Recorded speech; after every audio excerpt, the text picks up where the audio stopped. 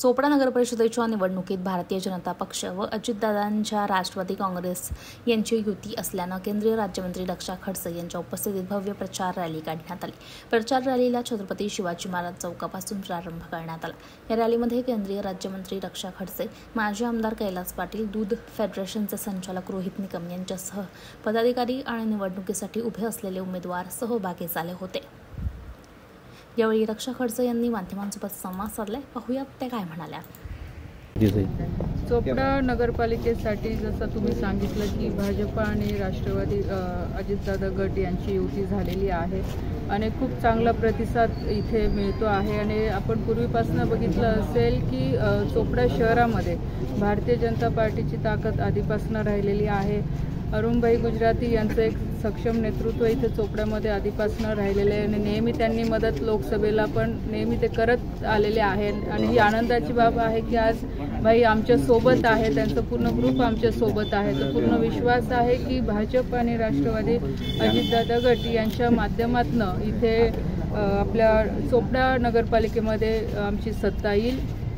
आपण बघू शकतो की खूप चांगला प्रतिसाद इथे मिळतो आहे। चांगले उमेदवार, चांगले चेहरे इथे लोकांच्या सेवेसाठी भाजपकडनं आणि राष्ट्रवादी अजितदादा गट यांच्या माध्यमातून दिलेला आहे। तर मी सगळ्या जनतेला विनंती करेल की आमच्या भाजपच्या सगळ्या उमेदवारांना जास्तीत जास्त मतांनी विजयी करा, कारण की शहराचा आपल्याला विकास करायचा जर असेल तर नक्कीच भाजपच्या हाती सत्ता देणं आणि आपल्या युतीच्या हाती म्हणजे आपले अजितदादा गट यांच्या हाती सत्ता देणं अत्यंत गरजेचं आहे।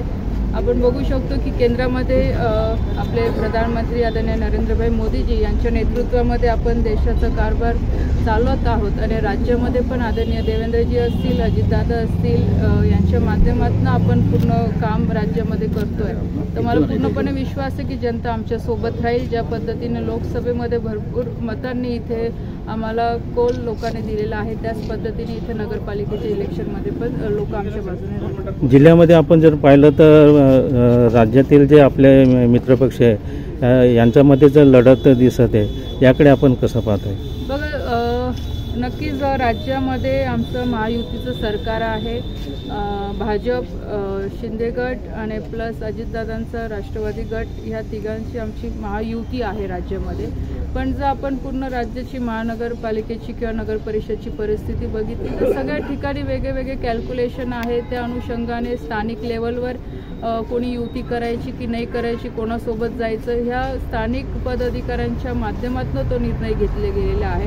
म्हणून बऱ्याच ठिकाणी आपल्याला जिल्ह्यामध्ये सुद्धा वेगवेगळे चित्र आपल्याला इथं दिसते। कुठे भाजप स्वतंत्र उभं आहे, कुठे युतीमध्ये उभं आहे, कुठे अजितदादांच्या गटाला सोबत घेऊन उभं आहे। तर मला असं वाटतं तो स्थानिक लेवलचा हा विषय आहे आणि ही निवडणूक कार्यकर्त्यांची निवडणूक आहे। आमची पदाधिकाऱ्यांची किंवा लोकप्रतिनिधीची जबाबदारी आहे की जेव्हा कार्यकर्त्याची निवडणूक असते तर त्यांच्या अनुषंगाने त्यांना जे अनुकूल असेल त्या अनुषंगाने निर्णय घेऊन निवडणूक लढली पाहिजे। प्रचार सभामध्ये आता जे नेते आहेत ते आता निधी वाटपावरनं आता एकमेकांचं श्रेय घेण्याकडे आता दिसत आहे, याकडे आपण कसं पाहता?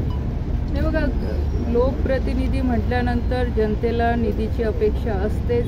आम्ही सुद्धा आमच्या माध्यमातून प्रयत्न केलेला आहे आणि आज लोकांकडे आम्ही हीच अपील करतो आहे की तुम्ही आमच्या हाती सत्ता द्या, कारण केंद्रामध्ये सत्ता आहे, राज्यामध्ये सत्ता आहे आणि जर चांगल्या लोकांच्या हाती सत्ता दिली तर ह्या नगरपालिकेच्या विकासासाठी जास्तीत जास्त निधी आणून ह्या शहराचा विकास करू।